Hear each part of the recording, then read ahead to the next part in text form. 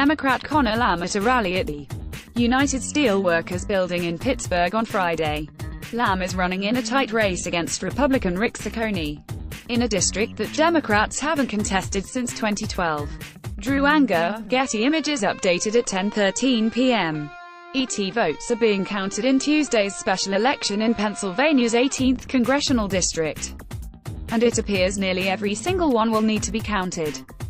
The race between Republican Rick Ciccone and Democrat Conor Lamb is down to the wire for this seat deep in Trump country, with confidence at Lamb's campaign early in the night giving way to supporters holding their collective breath as the results tightened to a near tie through the evening. State law does not have a provision for an automatic recount.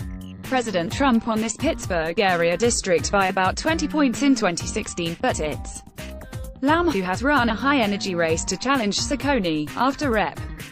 Tim Murphy, RPA, resigned last year amid a scandal. Republicans have privately grumbled that their candidate has been lackluster, and the Democrat could be poised to pull off the upset.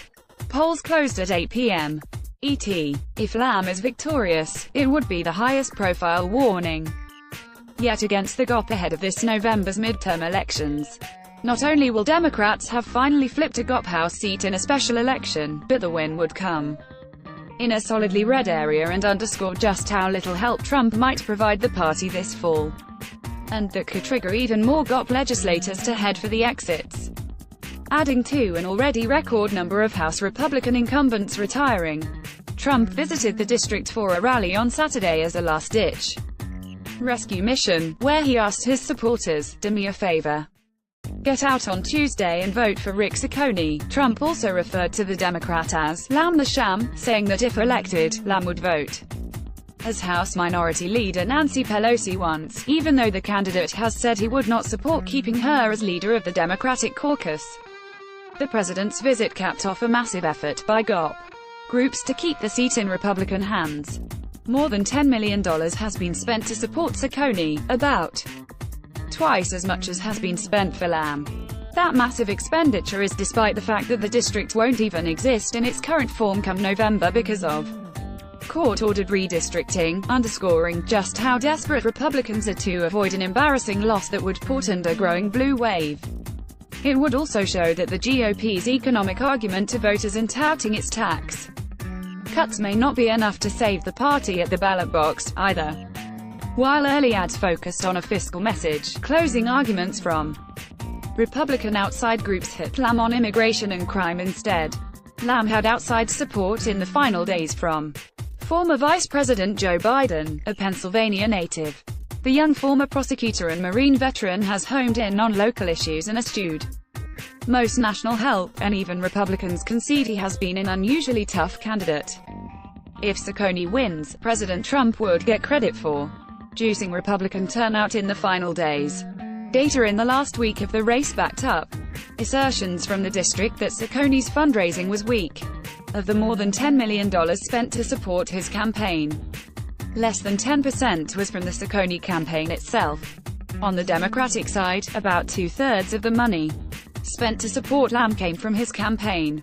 National Democrats largely took a hands-off approach to the race and left most of the responsibility to Lamb's campaign, at least publicly. The Democratic Congressional Campaign Committee stopped airing television ads weeks ago, leaving the Lamb campaign to purchase and air its own spots.